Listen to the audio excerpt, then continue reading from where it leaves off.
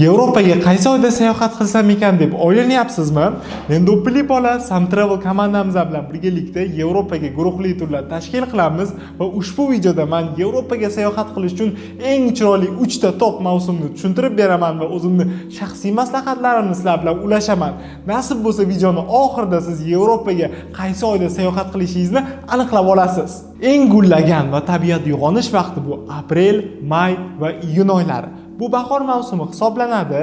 Biz Vena ko'chalari bo'ylab sayr qilganimizda sakura, ya'ni gilos gullashlarini yoki grupa bilan Avstriyaning Shonbrunn saroylariga, Fransiyaning Versal saroylariga kirganimizda ularda katta bog'lari bor. Biz haqiqiy bahor atmosferasini, ya'ni gullagan mavsumni ko'ra olamiz.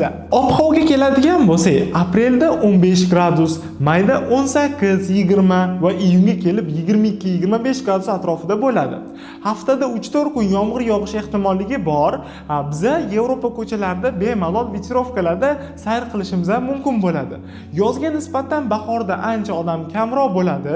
Tog'li hududlarga keladigan bo'lsak, Lauterbrunnen va Innsbruck qishloqlarida biz qish va bahor faslini kontrastini ko'ra olamiz. Ya'ni biz yuradigan ko'chalarimizda lola, magnoliya gullari gullagan bo'ladi. Aton tepasiga qaraydigan bo'lsak, haligacha qor hali erimagan bo'ladi. Agarda siz iyun oyiga sayohat qiladigan bo'lsangiz, Reyn, Lauterbrunnen charchalari yanada kuchaygan va chiroyli atmosfera beradi. Alp ko'llari va daryolarda cho'milish va eng pik vaqti bu iyul va avgust oylari. Bu yoz mavsumi hisoblanadi. Biz bemalol yengil kiyimlarda Yevropa ko'chalari bo'ylab aylana olamiz.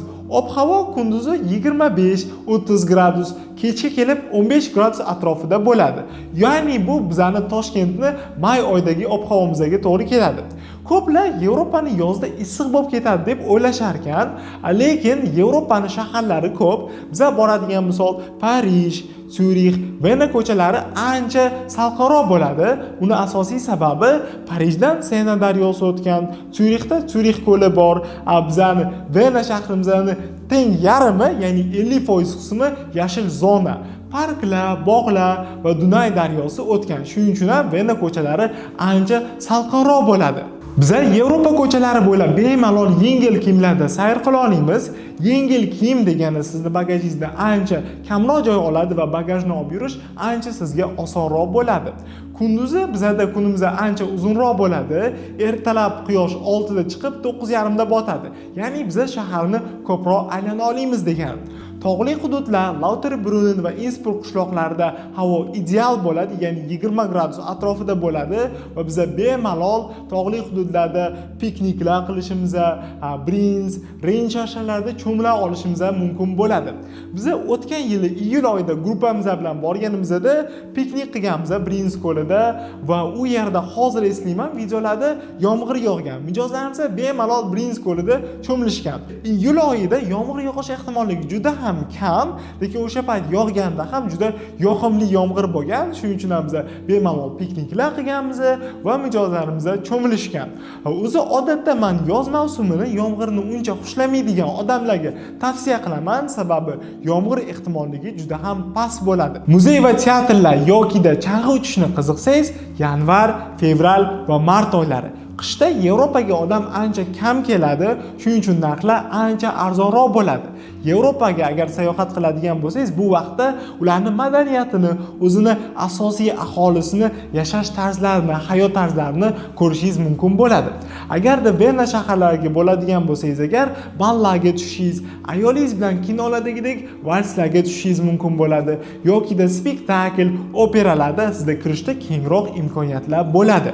Chang'i uchishni yoqtiradigan insonlar uchun qish bu ideal vaqtlardan biri, sababi Shvetsariyani yoki Innsbruckni chang'i uchish kurortlari pro darajada, shuning uchun siz bemalol qishda ushbu joylarga sayohat qilishingiz mumkin. Lekin qishni o'ziga yarasha minus tomonlari bor. Qor va yomg'ir ko'proq yog'adi va shunga yarasha havo sovib ketadi. Shaxsiy maslahatlarim: Yevropaga sayohat qilish uchun aniq bir vaqt yoki oyni ayta olmayman, sababi har bitta odamning shaxsiy xohishlaridan kelib chiqadi.